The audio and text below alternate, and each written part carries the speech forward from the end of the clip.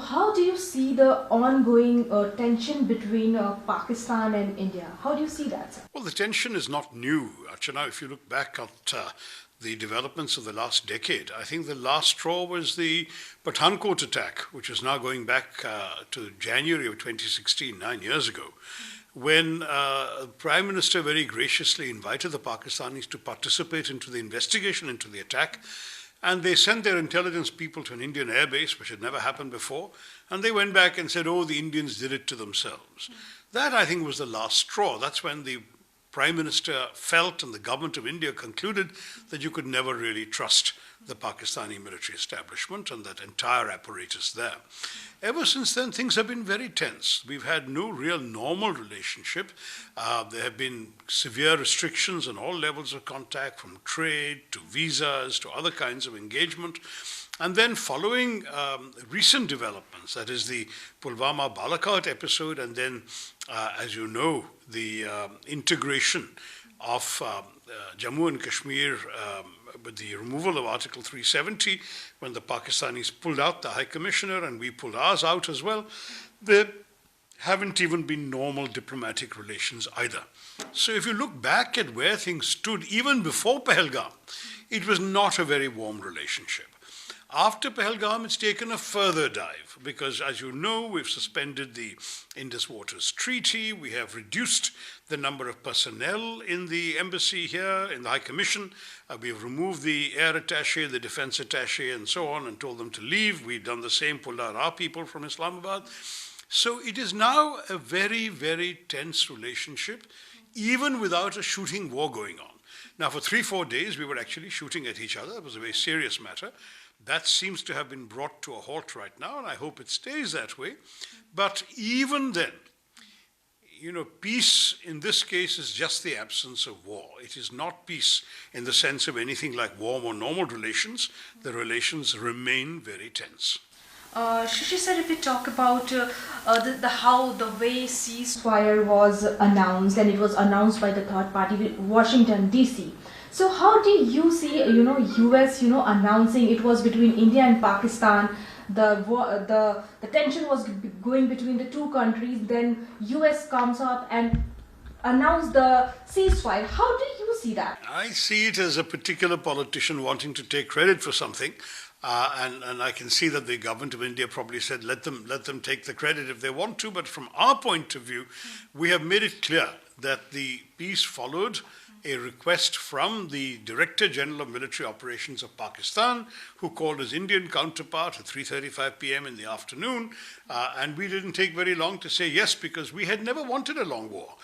We had made it very clear on the 7th of May that what we had done was to strike terrorist targets in reprisal for Pahalgam, and the last thing we wanted was to see that as the beginning of a long, protracted conflict. So we had said at every stage, we have done our thing, we have sent a message. Now, if you react, we will react. If you hit us, we'll hit you back. But the moment you stop, we'll also stop. So indeed, when the Pakistanis said they're ready to stop, we said, fine, we'll stop. And that's exactly what happened. As you know, on that first day, there were ceasefire violations, sadly. And those violations had to be replied to.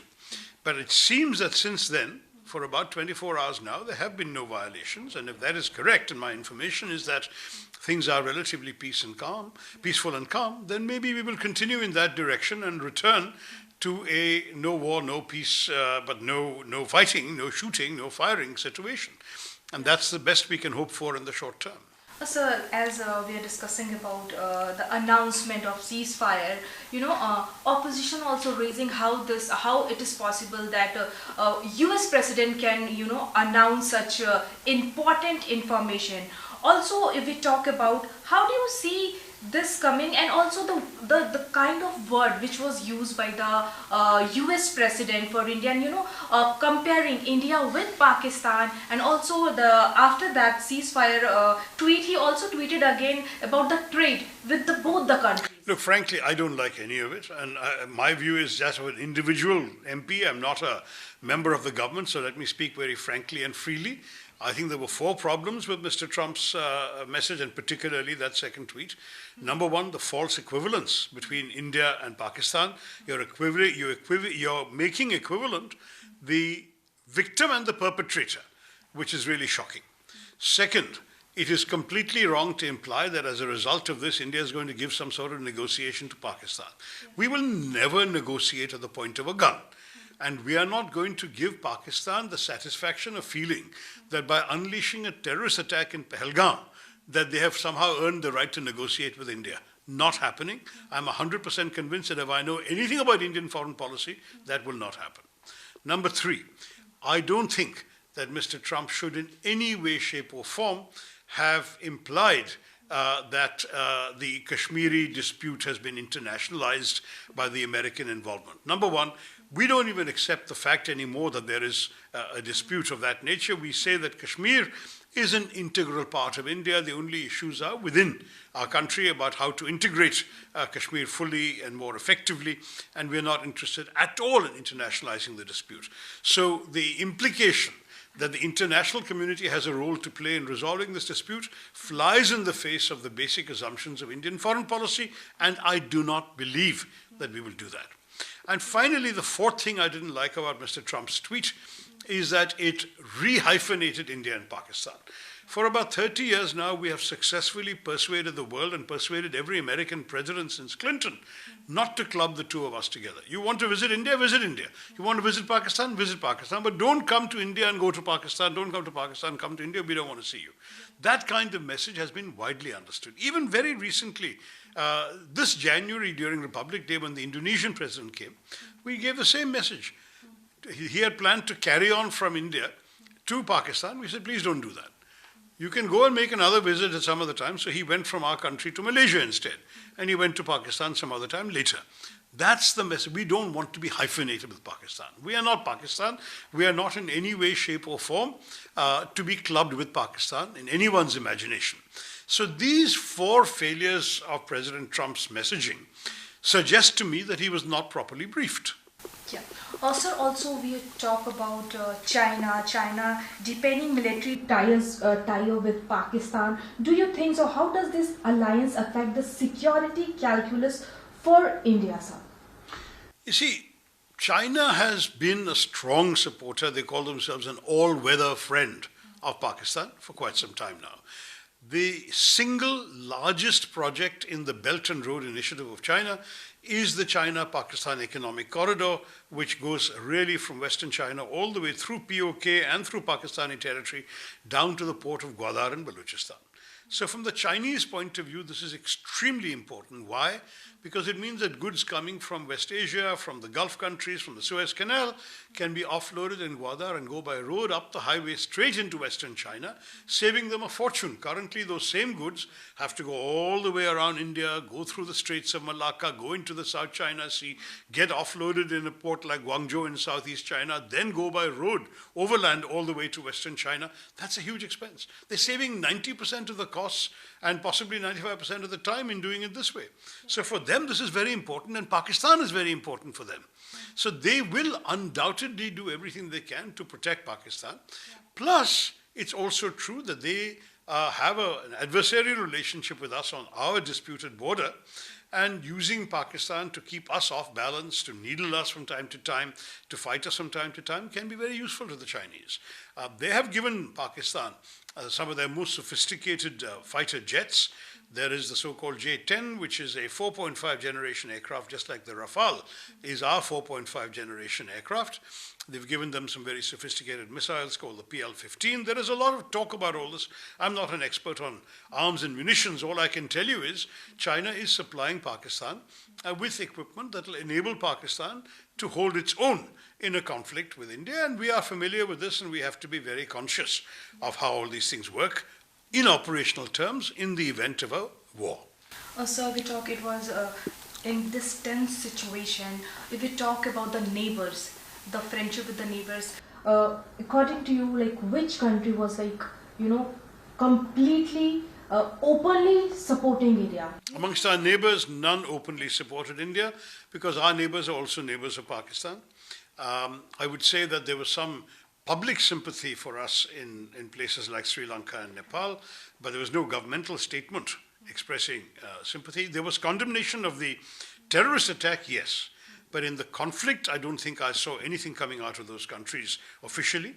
Bangladesh, as you know, has not been very friendly to us now in the change dispensation in the last year. Maldives, neither. Afghanistan did initially strongly express sympathy for India on the Pahalgam terror attack and condemned whoever perpetrated it, but subsequently it too has not said very much. And of course, China has been very supportive of Pakistan, including in the UN Security Council. So if you look at all our neighbors around us, I can't say that we got a great deal of satisfaction. The three countries that after May 7th publicly expressed some understanding for India's right to defend itself against terror, those three countries were Russia, France, and Israel. Nobody else. And that is something which I think is something we will probably have to bear in mind, but that doesn't mean the others are hostile to us. I certainly think that on many, many matters there are countries friendly to us who in other moments will come through when we need them. So I'm not going to write off anybody. I think we have a challenge in front of us to explain to countries what our point of view is. But I do believe that we will undertake that challenge with conviction in the weeks and months ahead. Tharoor sir, what do you think? Like, has India gained diplomatically? What is your stand? Like the current situation, India was like, we were talking about the neighbours. Look, it's a bit difficult for me to answer that question today. We have asked the Foreign Secretary for a briefing for the Standing Committee on External Affairs of Parliament next week, because we have to give a week's notice to our members. It has been scheduled for a week from today. And I'm looking forward very much to a constructive briefing in which all the questions of the parliamentarians, I'm sure, will be answered by the Foreign Secretary. Then only can I answer seriously your question as to what the diplomatic accomplishments of this have been. All I can say is I believe we have a very, very well-trained, well-qualified diplomatic service. And I have no doubt they're doing their very best. You may have seen the interviews on YouTube conducted by our ambassador in London, by our ambassador in Washington. I think they're doing their best. I'm sure other ambassadors and other postings have also done their job where required and where the national media so permits. But the fact is that in our country, we should not have unrealistic expectations that everybody is bound to see our point of view. You have to understand that Pakistan is also going around claiming that they were innocent, that they had nothing to do with Pahalgam, that India has needlessly and unprovoked attacked their country for something that's no fault of theirs. And there will be some sympathy for that. That's why some people, when I try and give some interviews to foreign channels, immediately want to know, where's your evidence, where's your evidence? I said, not all evidence is available. I mean, unfortunately, we have somebody who has conducted terror attacks multiple times in the last 30 years. We do have circumstantial evidence, and there undoubtedly would have been intelligence intercepts as well, which obviously no one is in a position to reveal publicly. But I'm just saying that the public perception battle is not an easy one to fight or win. We should not take anything for granted. We should not take the goodwill of the word for granted. We all tend to believe in our own virtue. But to persuade others of our virtue, it requires some effort. Shashi sir, if we talk about as the official address was done, it was said that major destruction was done in Pakistan as well, and also the Air Force said openly that the Operation Sindoor is like it's still on. How do you see that? No, I think all the Prime Minister meant by that statement that Operation Sindoor is still on is that the forces remain in a state of operational readiness, and if there is a provocation like another attack from Pakistan, we will give back as good as we get. That's all I think he meant. I don't think he meant that we will do any offensive operations. On the contrary, at no stage in this conflict was India initiating any offensive operation, because the message we were giving the world and to Pakistan is very clear. We got hit by terrorists, we're hitting the terrorist bases back. End of story. We don't want to do anything more. Okay, but then you, Pakistan, you hit us, we'll hit you back. That's what we were doing. So I don't think that this should be misread as a threat to anybody. It is an assurance that we are capable of defending ourselves in exactly the same robust manner if there is an attack on us. Sir, how do you see that Foreign Secretary being targeted and trolled on social media? Shameful. It is utterly shameful. The Foreign Secretary is a fine, upstanding, hard-working officer who served the country in numerous positions for many decades. I think he's done an excellent job throughout this crisis through his daily briefings. I think he deserves better from the people of India than to have him and his family, I believe even his daughter, being threatened and insulted. This is really sick people, lowlifes who have honestly nothing going for themselves. I think it's disgraceful, disgraceful. And I certainly would urge all concerned to give a robust response to these nasty people. I have issued, not only have I issued my own public statement in support of him, I've called him to convey my personal appreciation and support for him. I think this is absolutely disgraceful what some people have done. And how do you see the opposition, and Congress has been, Congress President, leader of opposition, Lok Sabha Rahul Gandhi has been, continuously demanding for this special session, that what has happened about Operation Sindoor, ceasefire, which was announced by the Washington DC, and the all-party meeting which should be chaired by the Prime Minister of India. How do you see this demand coming from the opposition? Look, I mean, obviously the opposition has every right to make this demand. We're a parliamentary democracy, and I, as a member of the Congress party, cannot in any way dissociate myself from that request. On the question of the Prime Minister, I believe the Prime Minister is speaking to the nation at 8 p.m. today. We'll see what he has to say, and we can then perhaps have this have a more constructive conversation about it later.